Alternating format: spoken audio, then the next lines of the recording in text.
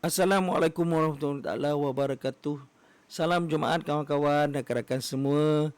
Okey, yang berada di channel saya Telegram Mata Trade Academy. Semoga sihat selalu. Okey, salam Jumaat. Okey, yang nak join saya punya rumah biru Telegram, anda boleh snapkan anda punya saya punya QR, snapkan saya QR. Yang menonton video ini boleh snap saya punya QR untuk join saya punya channel Telegram Mata Trade Academy. Okey, anda boleh screenshot. Okey, jangan lupa juga untuk yang nak join saya punya YouTube channel saya, boleh subscribe di YouTube saya.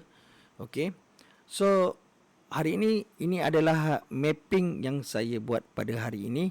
So kepada kawan-kawan yang ada di channel tu, minta maaf, saya hari ini ada urusan, so saya tak dapat nak bagi zon-zon untuk anda mencari entry.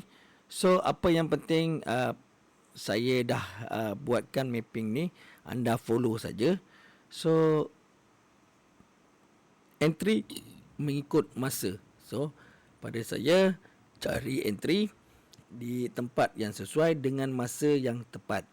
Okey, tunggu setiap kali candlestick siap, especially-nya H1. Okey, dan sesekala kena tengok di time frame H4 setiap kali candlestick nak close. 4 jam untuk H4 dan setiap 1 jam di candlestick H1.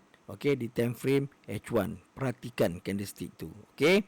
So, kalau untuk scalping di zone-zone support atau resistance, anda boleh monitor di M15.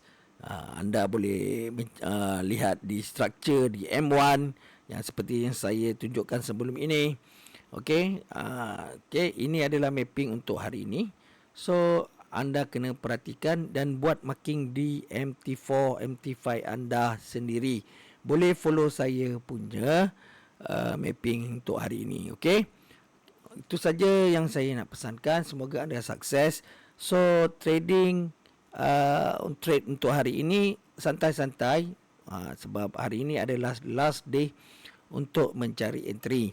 Okey, trading kita pun hari ini last. So sayangkan profit anda yang semalam dan juga untuk minggu ini.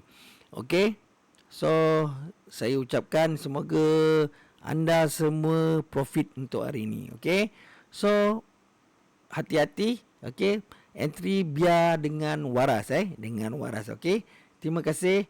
Okey, assalamualaikum warahmatullahi taala wabarakatuh.